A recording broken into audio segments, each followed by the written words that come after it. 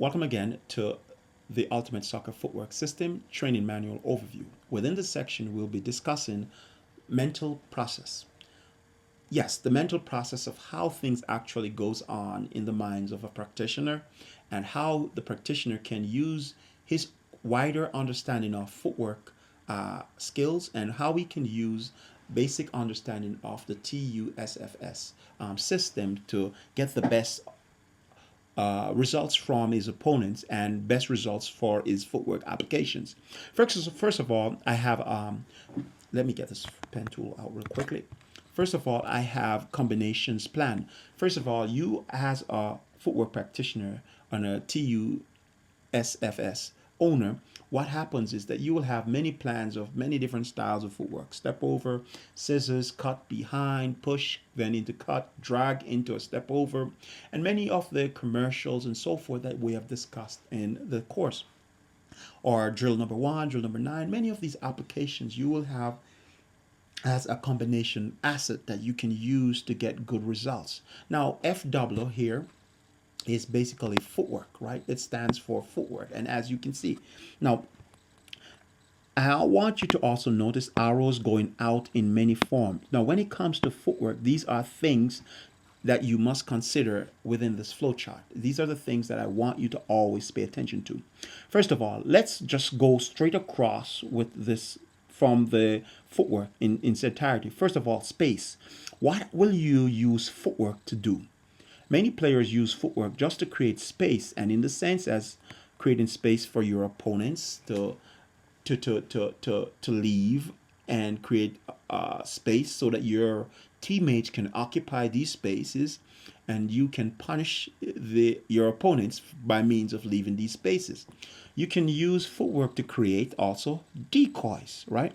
Decoy in the sense of once the field is grouped one way, the ball is in one section of the field, for example, and all the other players and defenders are trying to go over to that wing to try to contain the ball and try to keep the ball over there. Many times you have seen this in football, soccer in general, where the football is over one area of the field. And it creates decoy, and at the same time it creates space so that your teammate, if you are the practitioner, if you are the person applying the footwork in these situations, to create space for your team, and it can also create decoys. Now, many things happens once you start to take on the role of a footwork practitioner or once you start to apply footwork. First of all, you have to pay attention to angles. Angles in the sense of how your body is postured, as you will see in other videos, and how your vision in general. Many times you can just turn sideways and trick your opponents by means of changing the angle from the silhouette, as you have seen in the video on stands.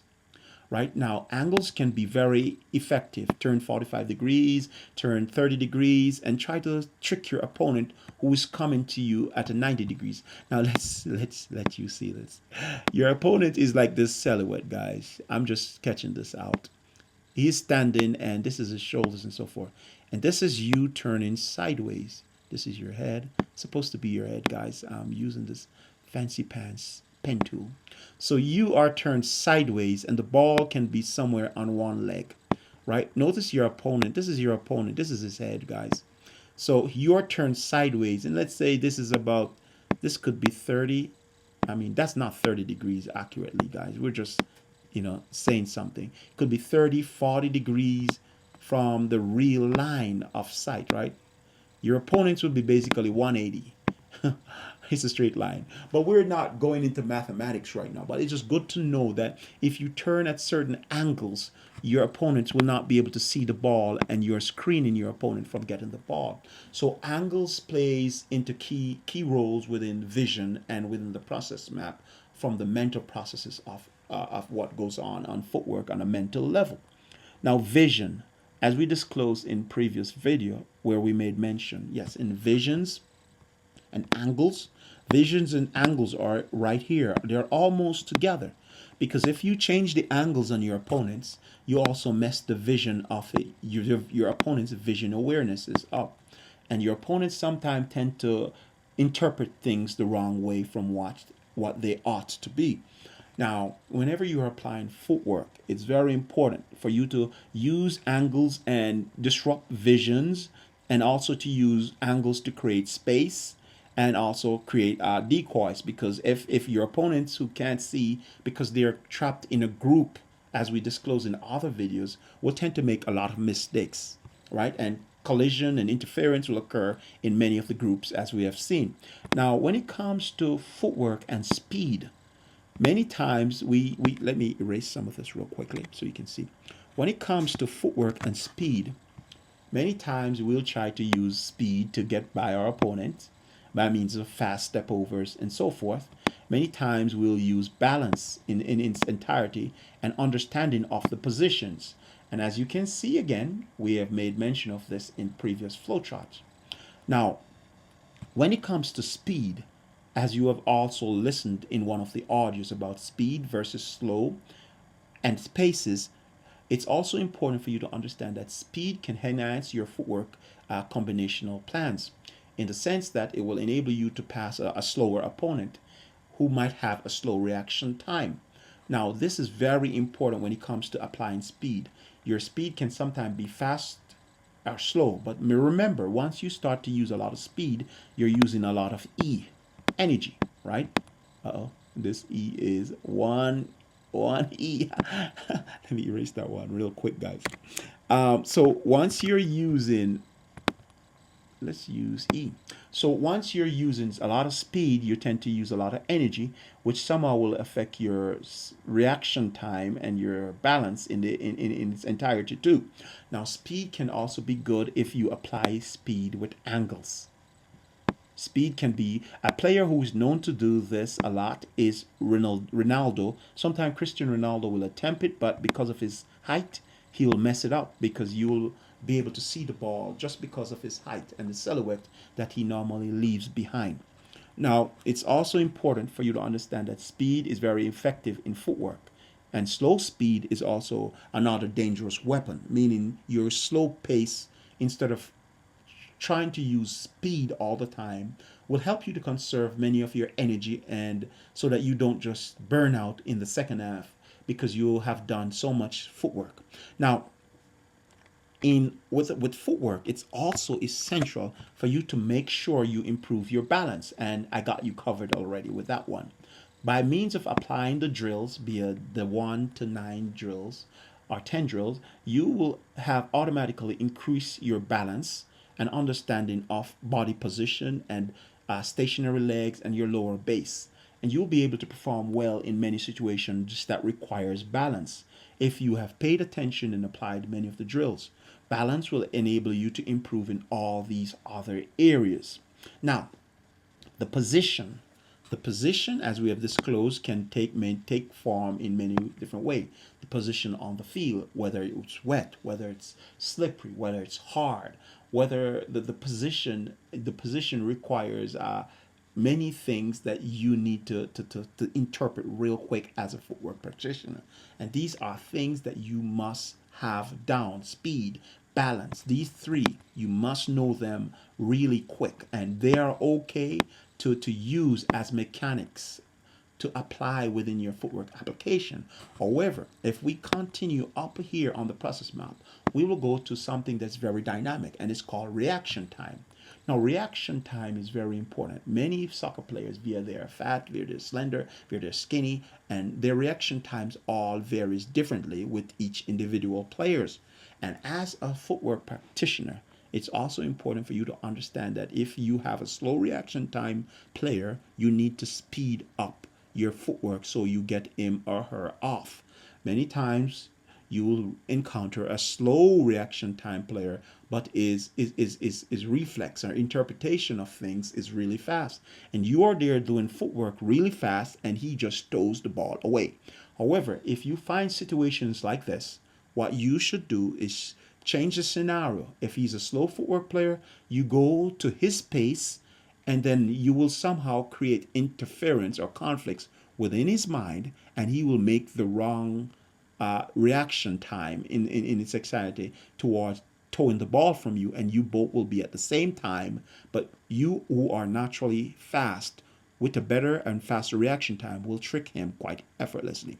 Now, I hope you understood that well, and if not, please review this section in the video. Now, when it comes to reaction time, it's a very deadly weapon. And if you understand reaction time and you understand the position, as you can see, we going around here in circle. If you can understand the position and the reaction time, what happens is if you find yourself with an opponent who is, let's say, heavy on legs, 90% of the time or 80% of the time, they are really slow with their reaction time. So you can tend to trick them quite easily. And if the reaction time is also bad, it can mess their balance up, it can mess their speed up, and so forth. Now, once you get an understanding of what's going on the outer edges, you will also need to pay keen attention. And I notice you already noticed this separately by itself, the center line. The center line is the very fundamental essence of footwork and performing tricks. And that will enable you as a player to be able to trick many of your opponents. By understanding the center lines and understanding it well, you'll be able to maneuver yourself into some positions, and many of your opponents will just not understand how they were tricked because you knew that they violated certain principles and they have broken their center lines, and then you just punish them, so to speak. Now, it's also very, very, very important to pay keen attention to this segment of this course. Notice we have set it in a manner where you see reaction time and position, which encapsulate all the other three segments of footwork that you must master: speed, balance, and position, right? And at the same time, we made mention of reaction time. But within all these other lower areas, it is very important for you to pay attention to the danger zone line, right? We could also say pay attention to the center line, but once you pay attention to the center line, it's just basically focus upon your opponent's body.